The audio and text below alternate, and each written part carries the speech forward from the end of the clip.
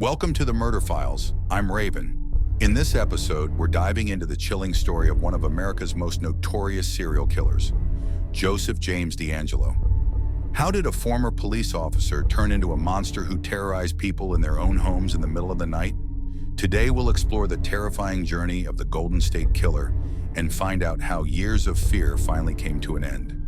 DeAngelo may look like an ordinary man on the outside, but are you ready to uncover the terrifying truth beneath his facade?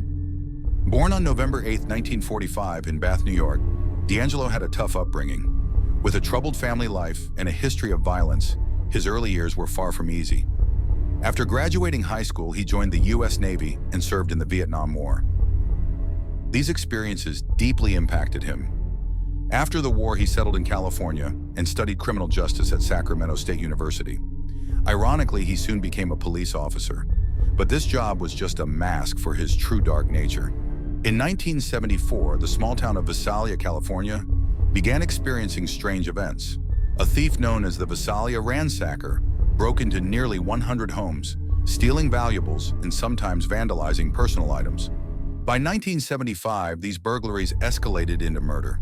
DeAngelo killed Professor Claude Snelling when he tried to prevent the abduction of his daughter. This marked the beginning of DeAngelo's murderous spree. By 1976, a wave of terror struck Sacramento. Known as the East Area Rapist, this attacker would break into victims' homes at night, terrorize them, and commit rape. Over 50 rapes were linked to this individual, who managed to evade capture. The East Area Rapist not only terrified his victims, but also instilled fear in the entire Sacramento community. It became almost impossible for residents to feel safe in their own homes. The media and the public were desperate to find out who was behind these horrifying crimes. As the years went by, DeAngelo's crimes became even more brutal.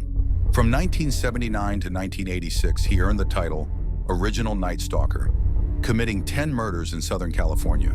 His victims were mostly couples. DeAngelo would first restrain the men and then assault the women. The murders often involved brutal violence and strangulation.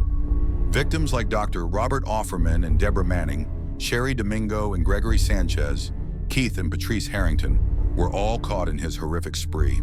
The police struggled to catch him, and he vanished like a ghost. The arrest and justice. For years, these terrifying crimes went unsolved until 2018. Advances in DNA technology played a crucial role in solving the case.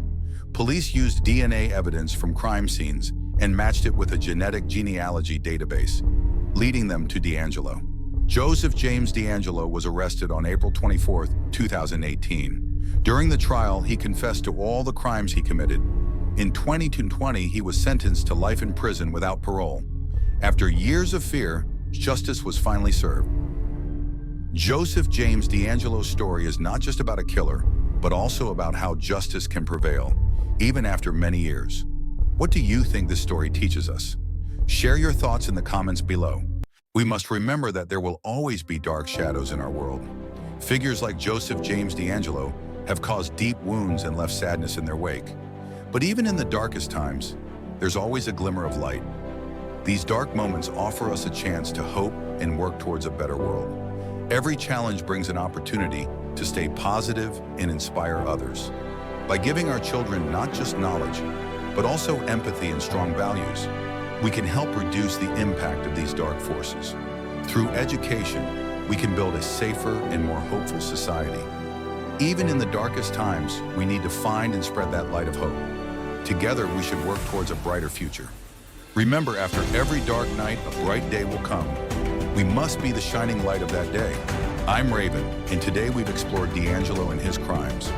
I hope to see you all again in the next episode. Take care and stay always safe.